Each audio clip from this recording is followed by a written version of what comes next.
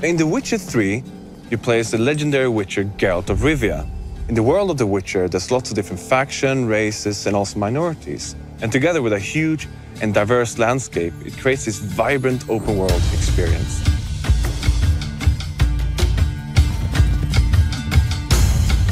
Witchers are outcasts. They're mutants, itinerant monster hunters who roam the world, hunting down and killing monsters, often for meager pay. Children destined to be witchers are taken from their parents and enter witcher schools.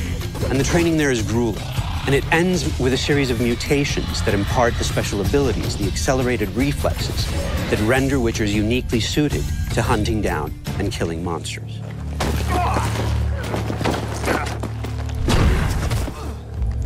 Geralt has never been just a monster slayer.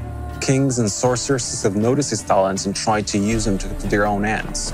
But Geralt is now tired of politics, and he has his own goal, his own agenda, that takes him to travel to the furthest corners of this vast world.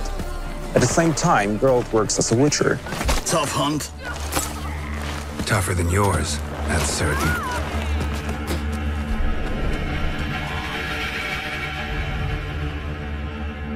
Monsters within the world are blend from legends: Norse, Western, Slavic. However, Slavic lore seems to be the most overriding. It's from Slavic lore that we drew the notion monsters are the equal participants of the ecosystem and not always pose a threat. Creatures are very much part of the landscape, just as humans and the other races, elves, dwarfs, and whatnot are. And that means that in The Witcher 3, adventure is always around the corner.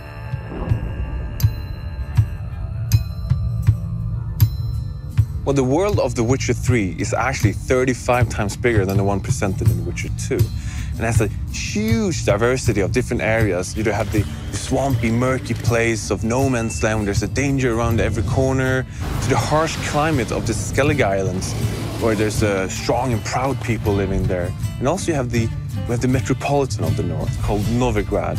And it's a huge city, it's beautiful. It's like medieval Amsterdam, but it's also a different kind of danger lurking there, a much more cloak and dagger. What distinguishes the world of The Witcher is that it takes things fantastic and it grounds them, renders them believable, places them in mature contexts.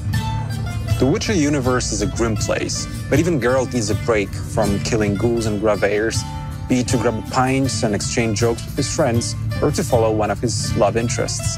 And it's these lighter moments, many and varied, that render Geralt's life believable, immersive, and constitute a break from what would otherwise be all-pervading doom and gloom.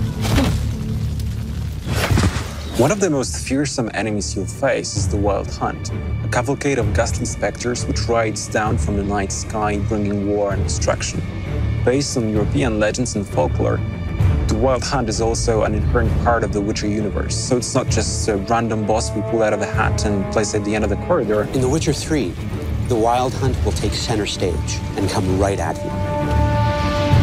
It's as much the stuff of fairy tales that children tell each other as it is a force that comes in the night, in the deep of winter, to annihilate an entire village.